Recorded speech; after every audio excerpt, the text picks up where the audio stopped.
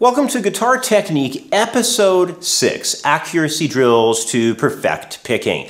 Well, guitar players will often become incredibly frustrated by missed notes and flubbed pick movements that'll tend to, accidentally connect into a wrong guitar string. It can be really annoying when it happens, especially when you're trying to play some guitar part as best as possible. If you're trying to record or something, it just can drive you nuts. But if you are doing that, if you're missing notes and your phrases are, becoming terrible because they're falling apart due to poor technique, it can certainly make you feel really upset. So in this episode of Guitar Technique, what we're going to do is work through a collection of drills that are going to help you and your picking hand become a lot more focused with what you're doing.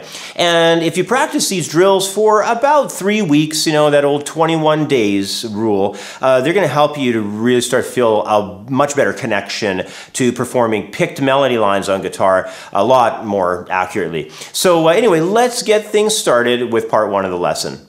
In exercise 1A, we're going to be working through a 2-string parallel 16th note drill. And how this is going to operate is we're going to start it where it's written in the handout, and then we're going to move it all around the guitar neck a little bit and give you a good idea on how you can kind of make it more mobile. Now, first of all, starting off on this thing, it's a pattern that's going to be working from the handout. If you look at the tab, it's going to be on the 1st and 2nd guitar strings, and we're going to be operating from the 8th fret to 5th fret on the 1st string, and then the 6th fret to the 5th fret on the 2nd string. And that takes care of the first 2 beats of the exercise. Then what's going to happen next is we're going to move to different note selections within the same region. We're going to have on the 1st string 6-5, and then we're going to have 8-5 on the 2nd string. And that takes place on the 3rd and 4th beats. So when you put the 2 of them together, you get this.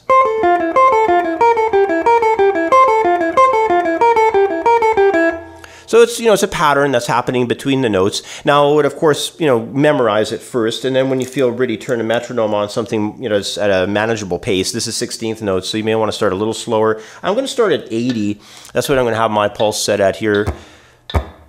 So get in tune with that click. If you have to, take one note. Remember, it's a 16th note study, so maybe play one note, 1E and a 2E and a 3E and a 4E and get right in the check with the beat there. And then you can start moving through the exercise if it feels comfortable. Check it out. 2, 3E and a 4E and a.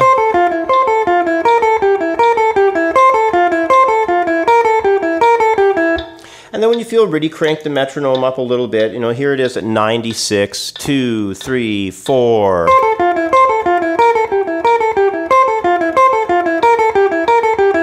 All right, and the goal tempo, if you look at the page, the goal tempo is 110 beats per minute. That's clipping along pretty fast there, so make sure you're ready before you go into that. You don't want to play it sloppy. Okay, count it in. 1, 2, 3, 4. All right, so when you feel ready, take it up to that kind of a pace. Now the next thing is to move it around. So we've been doing it where it's written in the handout, but you could take it any place. You could maybe even just start simple and transfer it over a couple strings. Maybe, in my case, maybe what I'll do here is take it between the 3rd string to the 4th string. So again, same pattern outline. Starting with the 8-5, 6-5 like that, then go in reverse 6-5, 8-5. Always go slowly. Make sure your rate and pace that you're studying at is exactly what you can play things at perfectly.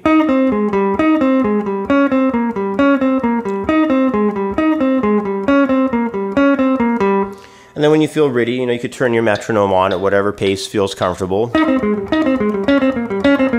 Move it around or whatever. I think it's really important that you get up to a level of playing where you feel comfortable. We could just sort of jump into the idea that you're working on as an exercise. If you can't do that, start slower, go at it a little bit more without a metronome on, and then slowly get your rate and pace built up to a decent level. But again, the golden rule with technique exercises is use a metronome and never play faster than you can play that exercise perfectly, because you will burn in bad playing just as easy as you'll get good playing in there. So remember that. It's super valuable to understand that. But over time, move this exercise all over the neck. You could take it real low down here if you wanted to. You could take it up higher, maybe around 12th position or something. You could do it up here, everywhere you play an exercise on the guitar fingerboard, it feels different. The distance from your fingertips of the fretting hand to your guitar pick is the distance is different, so it feels different again. String action is different if you're here as opposed to there. The span of the frets, how wide the frets are apart, from the steel fret wires. They're wider apart here than they are in the middle, and then it's very small when you get into the higher region. So all this stuff makes a difference technically. So when you get an exercise like we have here in exercise 1A, you want to learn how to move it all around the neck. So start working on this one, get it into your playing. We're going to take a short break and come back in a moment with exercise 1B. That's an excerpt from the 6th lesson of my guitar technique course. The remainder of this lesson is available behind a paywall on my website at creativeguitarstudio.com, but I thought you'd like to see this segment, so I put it on YouTube for you to get an idea about what this guitar technique course has to offer. If you want to subscribe to my website and gain access to this course along with my introductory, intermediate, and advanced guitar programs, plus many other guitar courses on the site, just head over to creativeguitarstudio.com and sign up with a free membership to get yourself started, and then you can always upgrade to either a monthly or you could go for the discounted yearly membership plan. Just click on the link in the YouTube description box under where it says Become a Member today. If you want to learn the modes and get a really good understanding for how they can be used musically to write songs, play a solo, or compose melody lines, then you're in luck. My ebook, Using the Major Scale Modes, is a comprehensive manuscript outlining exactly how modes are used in respect to harmony and to compose or improvise melodic ideas. Over 50 pages of scale patterns, example progressions, and music theory all come together to create a comprehensive method on how to use the modes that's easy to understand.